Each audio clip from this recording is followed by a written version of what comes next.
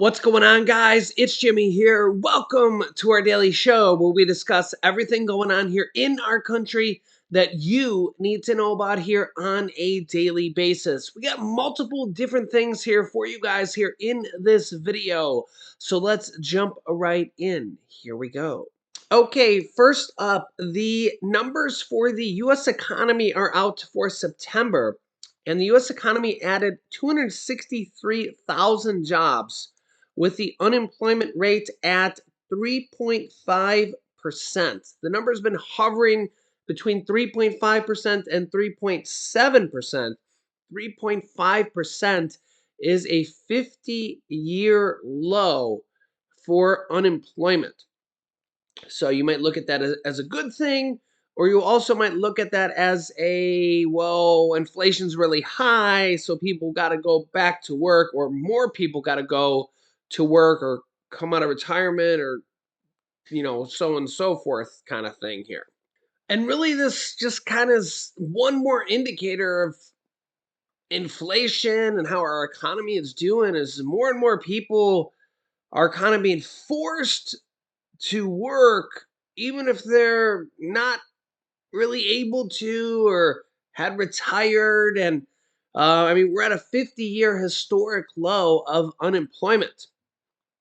Yeah, and inflation, we're going to be getting last month's inflation reading here in a few days. It's a very, very important number because it is going to seal the deal here on the Social Security numbers, which is very important because it's going to determine the cost of living adjustment for everybody on Social Security, SSI, SSDI, VA, RRB, survivors, everybody underneath the Social Security umbrella. And let me show you this headline. I thought this was actually a very interesting headline. Let me hear your thoughts on this. Retirees claiming Social Security and Medicare are in for a rare savings combination in 2023. I don't know if this combination has ever happened before, and they're saying that this combination might never happen again. Do you know what it is? You probably know what it is, but you might not know what it is before I tell you. But you probably know what it is if you've been watching my channel. Yeah, that's right. Retirees will get a rare and much needed treat in 2023 thanks to a combination that some experts say might never happen again. A historically high cost of living adjustment, which is probably going to be the largest in 40 years, the uh, raise to Social Security. Remember that some years there's not even a raise at all to Social Security. In fact, I think in the last 10 years there was a couple, I think 2 or 3 times in the last 10 or 11 years, there was no raise at all to Social Security. And also Social Security benefits, so that was the raise, and also a decline in the cost of Medicare Part B premiums. That's even rarer, but for the combination of both of those, I don't know if that's ever happened. And as you can see here, some experts say that that might never happen again for the combination of both of those, a historically high raise of Social Security and a decline in the cost of Medicare Part B premiums. Last week, the Center for Medicare and Medicaid Services announced that the standard monthly premium for Medicare Part B enrollees will be declined or reduced, will be $164.90, down from $170.10. Remember, last year it increased by like $21 and some change. And remember that inflation is worse this year. Actually, you can see here, this is the first decline in a decade. The annual deductible for all Medicare Part B beneficiaries will fall as well to $226 from $233.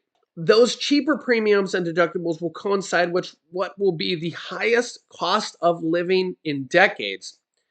As previously reported, the adjustment should be about 8.5% or higher in 2023, up from 5.9% in 2022, which was the largest in, I think, almost 40 years, maybe 40 years, and the biggest hike since 11.2% in 1981, 41 years ago.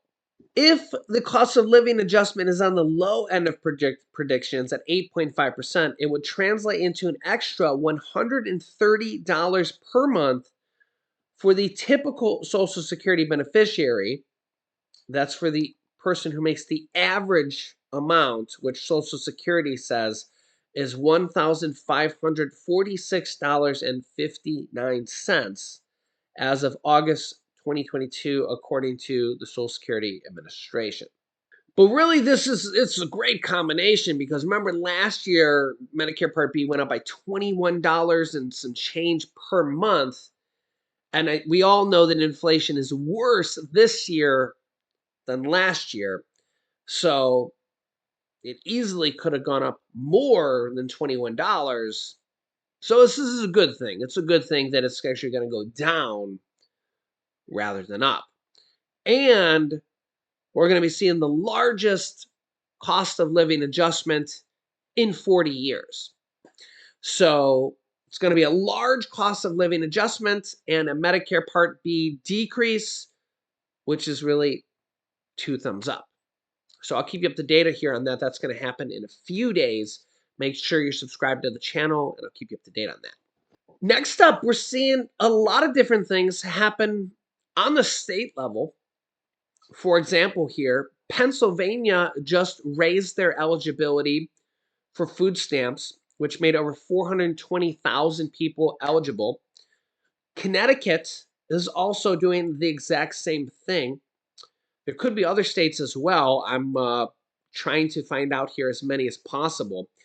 Connecticut expands SNAP eligibility to better address food insecurity. Here's the details. A move by Connecticut Governor Ned Lamont to expand the state's supplemental SNAP assistance program, SNAP, will result in an additional 44,000 residents becoming eligible to help pay their food bills.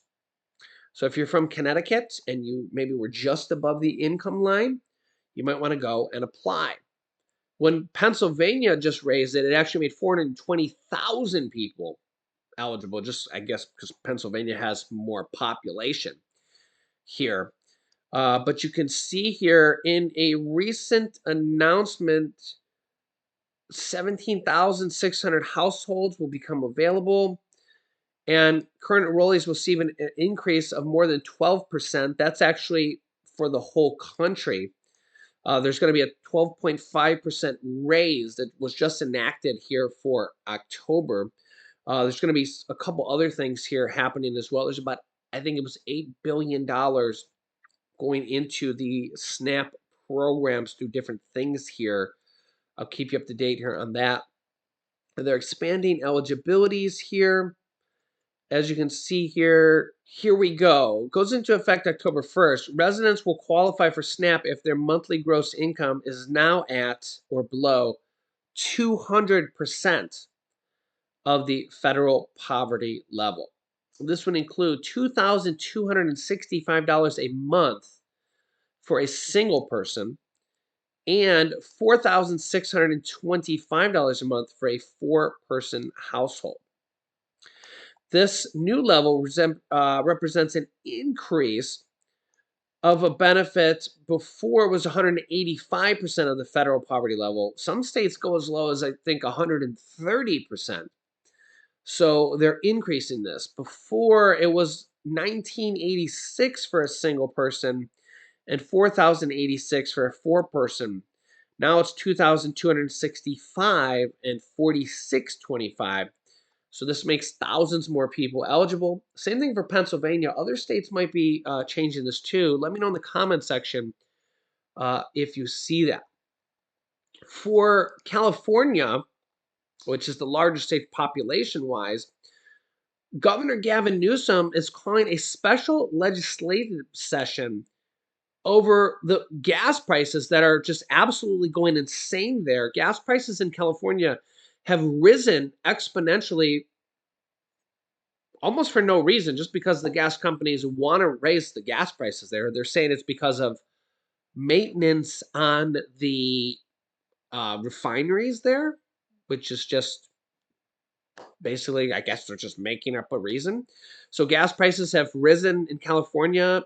Yeah, you can see here California average gas prices. They've gone up. A month ago was 5.30. Now it's 6.35. So that's $1.05 over the last 30 days. Just a day or two ago it was $1.20. Again, every day fluctuates a little bit based on what it was 30 days ago, and each day is kind of changing a little bit.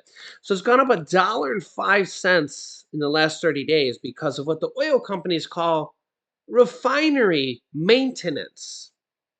Well, they control that. So they've just raised gas prices by $1.05 for their own maintenance that they're just making up, right?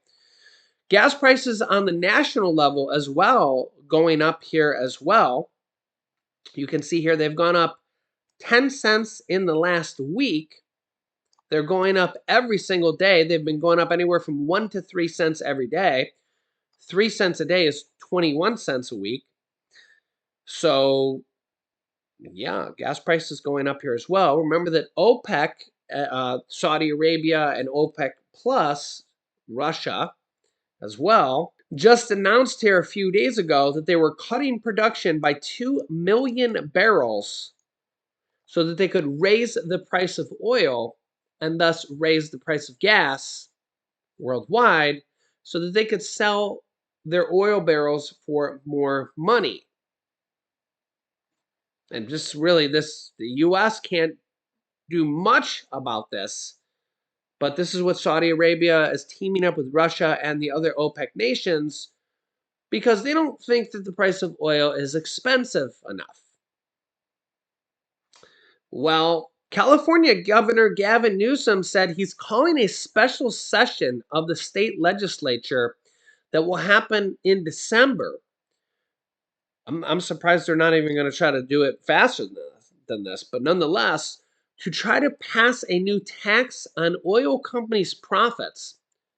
By the way, the United Kingdom did do this, and they did pass a tax called a windfall tax. The entire country of the United Kingdom did do this to punish the oil companies for what he called rank price gouging. The United Kingdom did do this. You can see a article here. UK slaps one-off tax on oil and gas giants to ease the pain on soaring household energy bills. So they basically tax the oil and gas companies on their excess profits, basically the profits that are over and above the exorbitant amounts that they're supposed to be making. And they take that money and actually distribute it back to the people. So they've just figured out what they are supposed to be making. And then they say, okay, we'll give you 25 or 50% more than that. So we'll give you an excess amount of what you could be making. And we'll say, we'll give you 50% more than that. And anything more than that, we're going to tax you on because it's just way too crazy for you to make the highest profit ever, and then 50% more than that, and then even more than that. The UK said, it's too much. We're not going to put up with it. We're going to tax you on that. And if you make more than that, we're going to apply an additional tax on it. We're not going to take all the money, but we're going to apply a tax on it. And we're going to give it back to the people. And that's exactly what they did. And they passed it. Well, Governor Gavin Newsom wants to do it here as well. He says, quote, it's time to get serious. I'm sick of this. We've been too timid. And of course, the oil industry is going to blame everybody else except for themselves while they make the highest profits they've ever made in the world. The oil industry has pointed to California's environmental laws and regulations to explain why they just raised gas prices $1.05 to $1.20 in the last 30 days. They'll say take a hard look at decades of California's energy policy, but what does that have to do with raising the prices over $1 in the last 30 days? What's changed in the last 30 days? It's just like if you look at the pharmaceutical companies, you look at the gas companies that are making the highest profits they've ever made in the history of their companies. Look at what the United Kingdom did. They finally got tired of it and they said, okay, we're going to take the highest profits you've ever made ever, and we're going to even let you have an amount over that. And if you make more than this, it's exorbitant. It's price gouging. If you price gouge us, we're going to tax you on it. I mean, if you think the entire country of the United Kingdom's wrong, I mean, let me know. And they passed a windfall tax, and they take that money and they redistribute it back to the people, and they give them an energy credit to pay their energy bills.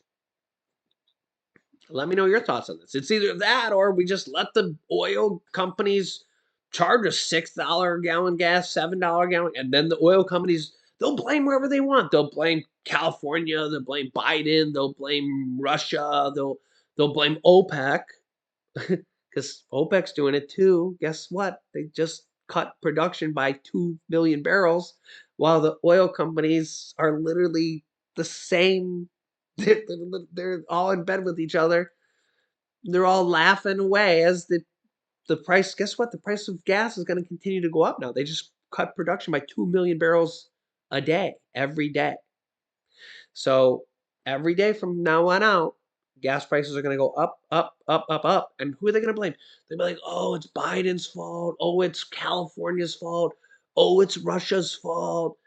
And don't get me wrong, they all may have some part of it, but they know what they're doing. They just cut production by 2 million barrels a day. Why? So you can pay higher prices. And they're always going to blame someone else while you go and pay higher prices. The UK didn't stand for it. And remember, the United States is the #1 oil producing country in the world. We produce more oil than any other country in the world. We're already #1. And what do the oil companies do? They're like, oh, we're gonna cut production. They're cutting production, guys. They're not trying to produce more, because if we produce more, the cost goes down. So they cut production by 2 million barrels. They'll tell you that it's always because of government regulation, it's because of the war, which don't, sure, those things matter, but they're just going to tell you all this stuff while they charge you as much as they can. But I digress. I want to show you something really cool that just happened here. But listen, this is part of what I do here. I'm here to tell you the truth.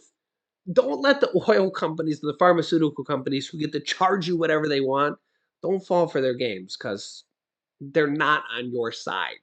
Trust me. It's like the cigarette companies who, for years tried to tell you that, they were on your side. Now don't get me wrong, if you're a smoker, by all means,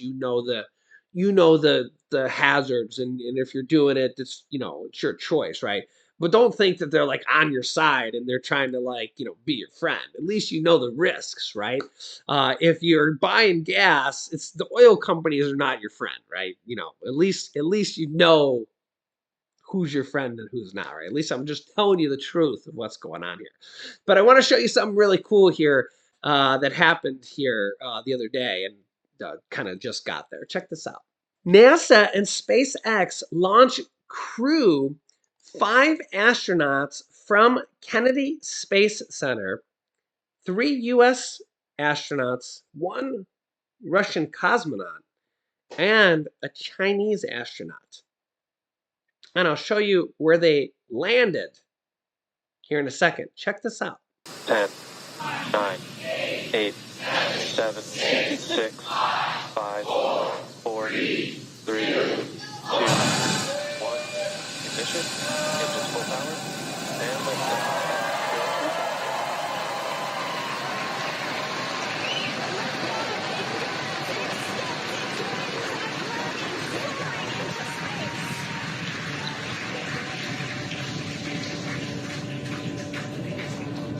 Stage 1 propulsion is nominal. Vehicle is pitching downrange. Stage 1 propulsion is nominal.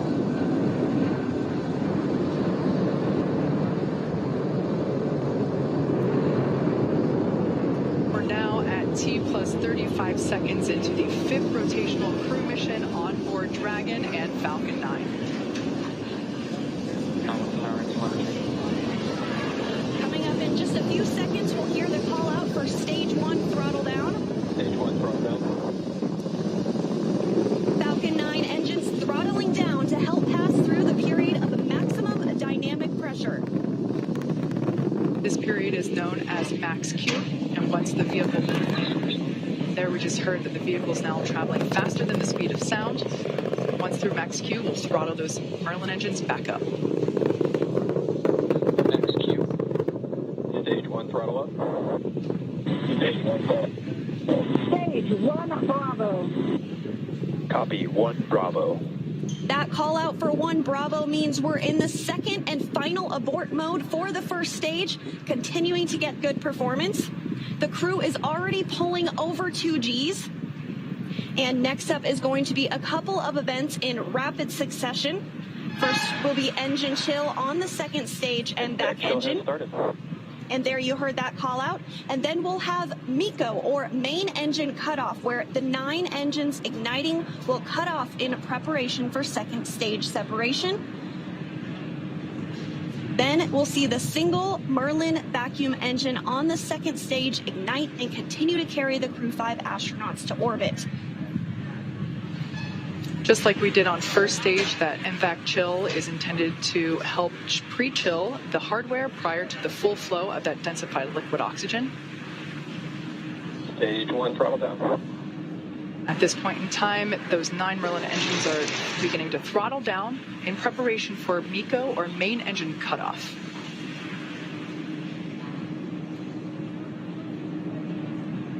Standing by for MECO.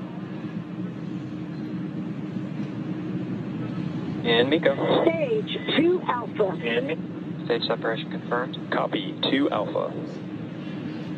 There we should see that second engine begin to ignite now. And obviously confirmed by the loud cheer behind us here at Mission Control Hawthorne. And we're also in 2 Alpha for the aborts if needed. Again, second stage is lit and continuing to carry the Crew 5 astronauts into orbit. We're now getting a view of the first stage after that stage separation. The second stage still being illuminated by that single Merlin vacuum engine, and that's on the right-hand side of your screen. First stage on the left-hand side of your screen making its way back to Earth. We will be attempting to land it on our drone ship, which today we are using Just Read the Instructions. Acquisition signal. Repeat up.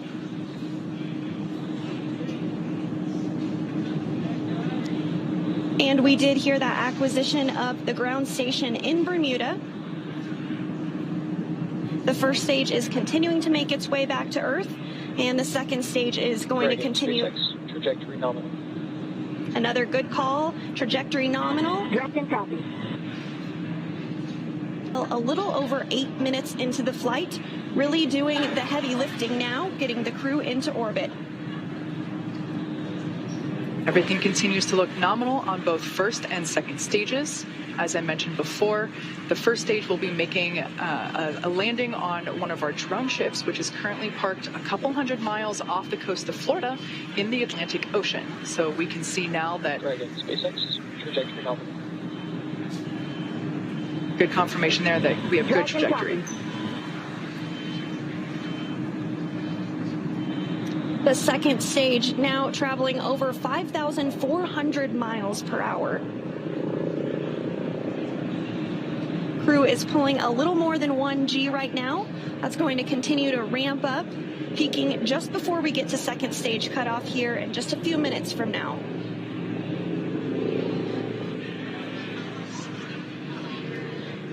First stage will be performing 2 separate burns, a re-entry burn where we reignite 3 of the Merlin M1D engines on the first stage. We ignite the center engine and 2 radial engines to help slow it down as it re-enters the Earth's atmosphere. And then the second final burn, and that will be the landing burn on our drone ship. And the single MVAC engine that you see. Trajectory nominal. The single MVAC engine that you see on the right of your screen is continuing to fire. We did hear another call out that trajectory is nominal. Crew heading in the direction that they are supposed to be. This single engine can produce over 220,000 pounds of thrust in the vacuum of space, now over 200 kilometers in altitude. We will start to hit events now in a rapid succession as the first stage continues to make its way back to Earth and the second stage continues its burn. Just a couple minutes left in that burn. For those of you just joining us, just over 6.5 minutes ago, our 4 Crew 5 astronauts launched from Kennedy Space Center in Florida, and they are now making their way into orbit on the second stage inside Crew Dragon. Trajectory nominal. Which we're hearing that the trajectory on that is nominal. Dragon copy. They are safe inside Dragon Endurance, whereas the first stage on the left-hand side of your screen is making its way back to Earth. We are coming up to the re-entry burn, which, as I said before, we ignite 3 of the 9 Merlin engines to help slow the booster down as it re-enters the dense part of the Earth's atmosphere. As the entry burn completes, we'll be in the final... Stage 1, entry burn startup. So there we heard the Stage 2, call out. FPS is safe. You can there see it on your screen that entry burn has been initiated.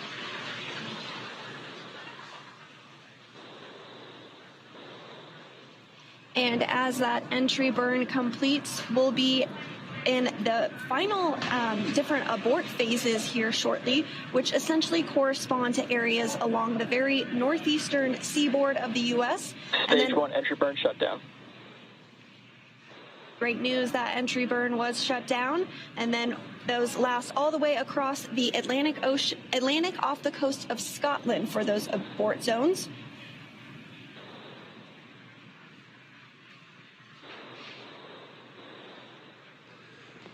Everything continues to look nominal for both the first and second stages.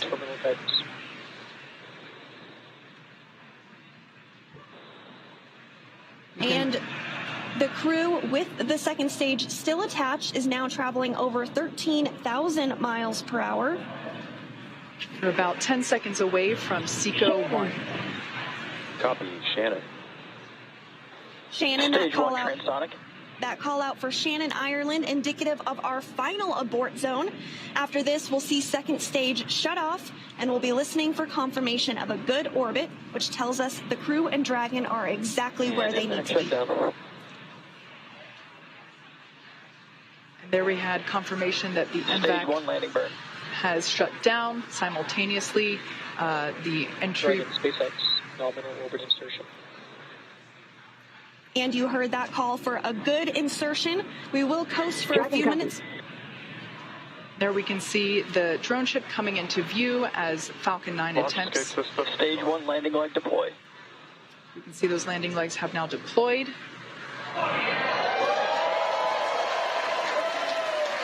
as you can see on your screen, and you can hear by the clapping and cheering behind me, Falcon 9 has landed on our drone ship just with the instructions, parked off the coast of Florida. If that is not some of the most remarkable stuff you have ever seen, absolutely unbelievable. Let me know your thoughts in the comments, how they can get that to come back down and land on a little platform in the water. Unbelievable. Absolutely. Without a person even in there, that was like, the rocket booster. Unbelievable. And the crew went on to go on to the space station. Yeah, so they went on to the space station and made it successfully. So yeah, it's unbelievable the things that mankind can do. So let me know your thoughts here in the comments. Unbelievable. And I'll keep you up to date here with everything going on here in our country on a daily basis. Make sure to subscribe down below.